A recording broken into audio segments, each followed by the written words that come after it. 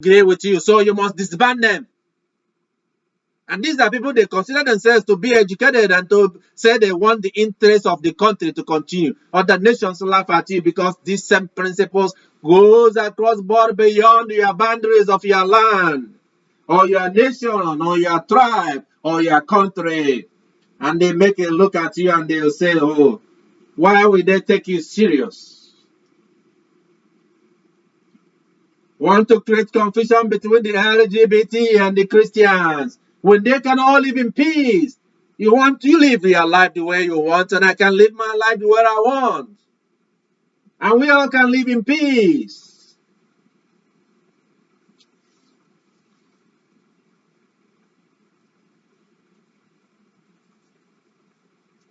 The bandwagon effect, bandwagon fallacy. People that make up lies, that's what the politicians use today to create confusion and division around.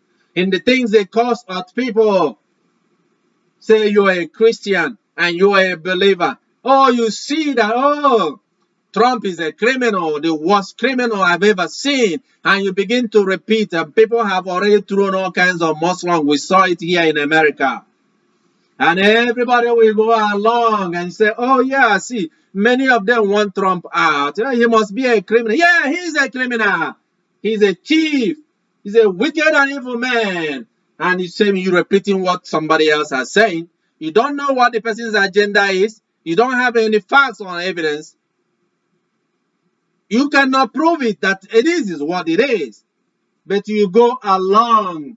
People see what is good and say is evil because they hear somebody else or some group say is evil. And they see what is evil, they say is good. How can you build a civilized society and destroy the legacy of the Western civilization?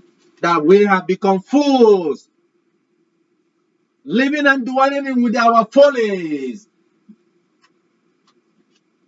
And the Lord looks at us and he says, what is going on? Look at your people. What is going on, my people?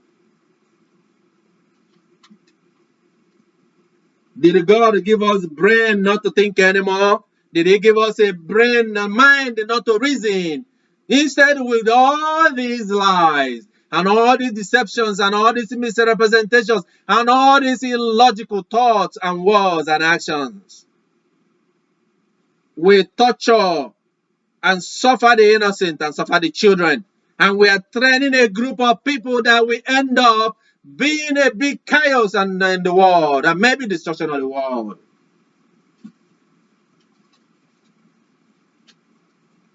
We have spent 20 years of my life in mentoring children and youth, trying to guide them and show them the right way to go, even in my job. How can you look at some of these people and say that is a good example, you must follow them? And how can you convince a child who was already imitating their superheroes? But their superhero is an agent of Satan, wicked and evil. And then you wonder why there is so much evil around the world. You are bringing generations and generations of wicked and evil people. People that cannot make any things that make sense anymore. How can love be among men? How can peace be among men?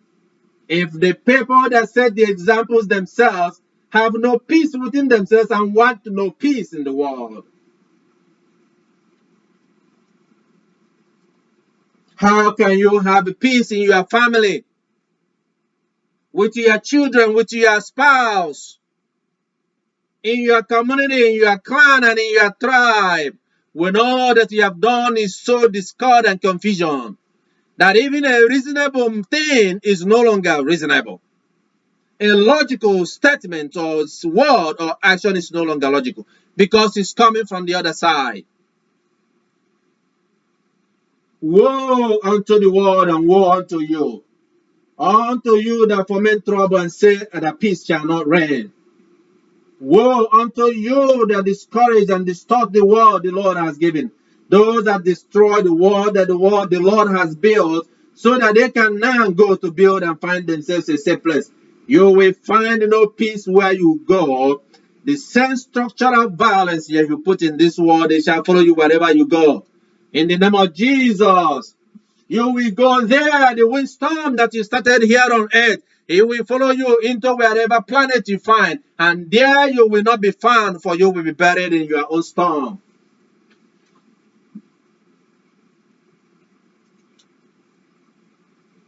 The word of the Lord is clear, and the Lord has spoken. As the Lord speaks to you today, to begin to examine your life and look into your life, find out yourself and ask yourself, why is it that you can never agree with your spouse?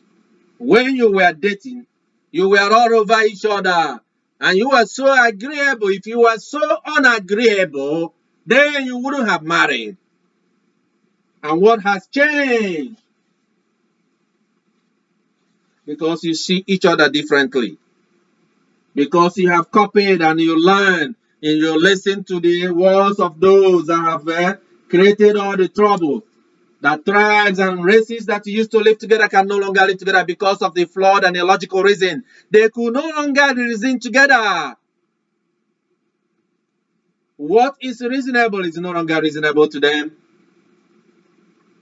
What is logical is no longer logical. What is true is no longer true. Because they have found every way and every means to say that the truth is no longer the truth, but the lie is the truth and the truth is a lie. What is good is no longer good, but is bad, and what is bad is what is good.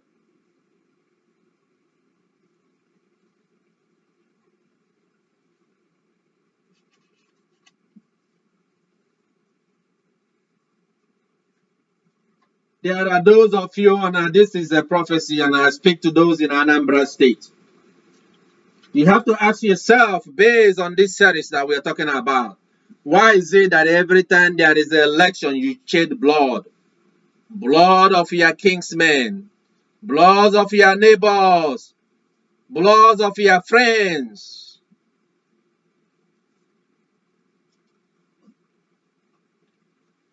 I've heard the IPOB say there will be no election in November when they had their elections in Anambra State in Nigeria. I've already spoken about that before. Only a fool that says that he will not be part of those that rule them. Regardless of what you want, regardless of what God himself has decreed. Because God had already decreed